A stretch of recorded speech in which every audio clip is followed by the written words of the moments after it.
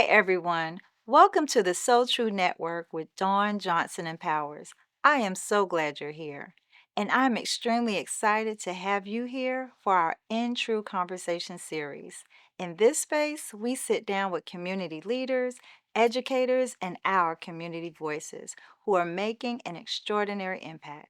Together, we'll explore how their journeys connect to the So True pillars: community empowerment, women's empowerment, and financial empowerment.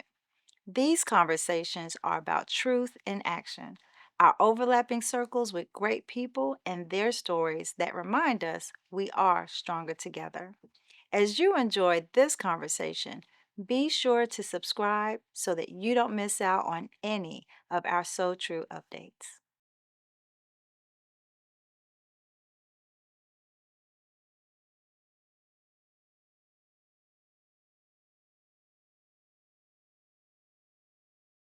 And right now, I'm feeling an immense gratitude to my husband because as I've gone through caring for my aging parents, that is where I've seen the greatest impact. And I'm now knowing the amount of gratitude I have for the role that he is playing. And this is where God is showing me the greater value in the longevity. Like sometimes I think we go into relationships thinking about the financial security, but the character in the person that can, he's checking on my dad right now. I left my dad after having a procedure and coming here to fulfill this commitment, this because this is work of love and hard work that we're doing. And I struggled. And he is there saying, I got your dad. I'm gonna FaceTime with him with you, and he's giving me that peace of mind so that I can continue to do this work.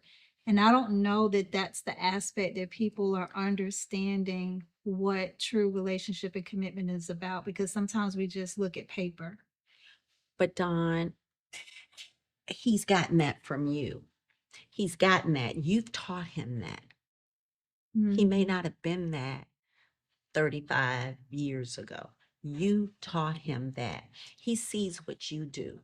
He's proud of you. So again, as we grew with our spouses, our children, young people don't always have that opportunity to grow. They meet people, but what they got to do is put themselves in places to meet like-minded people and then grow from a point of building a relationship and then trust. Communication, which they don't do a good job at, but communication, then trust, and then allow everything else to be added to it.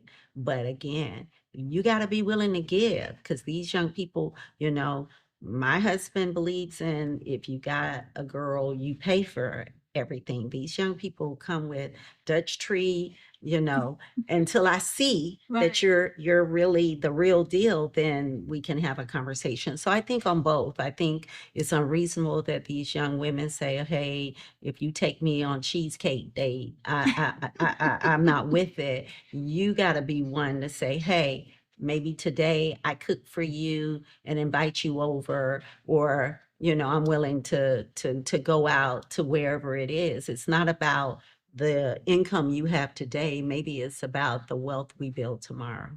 Absolutely. And I know it may feel like we're going off on a tangent here, but I do think that that's the piece that's missing. Like when you say front stage, people see and we show up and they think we've arrived and we made it. I don't think they see that piece of it. So that's why I am trying to go deeper into these building blocks, because we don't get to just do community service that doesn't write us a paycheck without some other things being in order. And I'm really, really concerned about our young people and how they're making decisions, because you met Vincent, how old were you? Oh, I was 18. I met him my freshman week, meaning the week before you start classes. I met him then. We were friends first, though. I had a boyfriend. Okay. And then you got married at what age? We dated for 6.5 years. Okay. I got married at 25. Okay. My youngest son is 25. Wow. There is no signs of marriage, not anytime. Right. And then, so uh, our stories again very parallel, because I think I met Terry right after I graduated from college. So I met him at 22 maybe, and then married at 25. We dated for a year and a half, year and a half, engaged for a year and a half. So at those times in our lives, it's very young. I know your sons are now that age or older. My daughter's about to turn 21. Do you think they can find this is the same situation that they can find someone and be with them at this age, this juncture? And what are we telling them to look for to be the people that we have today? To answer your question, yes, I think it can happen. What I'm telling my sons is be the best person you can be. Uh, do the work, get yourself together. Mm-hmm. So they're in the process of building their professional uh, wealth Right. and their professional capital. Do that. Put yourself in spaces where you're meeting good people, period. Right. Good people. Right. And I think everything else will be added. Now, if they 20 years from now and they're in their 40s, then I may have to have a different conversation. I really don't see my two sons marrying anyone tomorrow because I think they're still trying to figure out who they are, Austin and Miles. Right. But I think at the point where they have met someone, then I think then you need to start really showing how you all can go through this life together. Because again, it's not for the faint of heart. It is not for someone who just gets enamored with planning a wedding. Mm-hmm. Or having the baby shower reveal or the baby reveal. It's Right. about real commitment.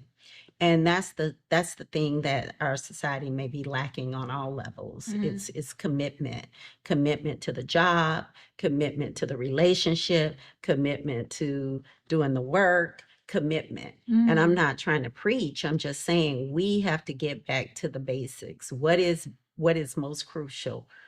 Quality of life, being well, community.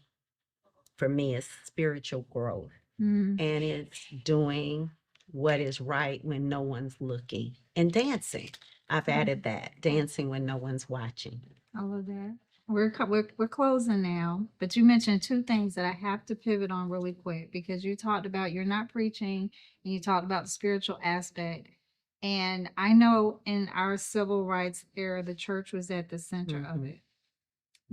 I know you're a spiritual person, I'm a spiritual person. We're both, faithfully attending our churches, but where is the church in the midst, in your perspective, in your view, in the midst of all this that we're trying to do? I think it's there. I think COVID didn't do us any favors with that. I think people, and I'm somewhat guilty because I travel so much, people are online. They don't see the brick and mortar as the be all to end all. But it does take finances for the church to do the outreach and the ministry and take care of the homeless and the things that it has been looked to do. But I think where we grew up, and I'm a tad bit older than you, Don, was that church was where we went to have the meetings for the civil rights. The church and the pastor was the one that got up and gave the charge. And I understand we live in a politically heated environment and we got tax. You got to keep separation of state and church and all of the things. But as a people, and I'm talking African Americans or Black people, we look to community and church first. Right. And I think we really have an opportunity to get back to that. Mm. I don't think we have any one person. And for me, growing up, I remember the night Martin Luther King was assassinated. I remember the day. And then that night, I was 7, but I remember the feeling of loss. I remember seeing my mom cry, not understanding all of it. But I don't think there's any one man that's coming to save us. I think we got to collaborate. We got to get together in our community and we got to figure out how we can uplift. Right. And I think the church is a huge part of that. We got to include the church, but we also got to include the community organizations. We got to include Mama T down the street. We Mhm. got to do a lot of crucial conversations around the tables in our homes, kitchen tables, in the boardrooms, and elsewhere to figure out this thing. And this thing for me is big. Again, it's our people, but it's also our world and our country. Absolutely.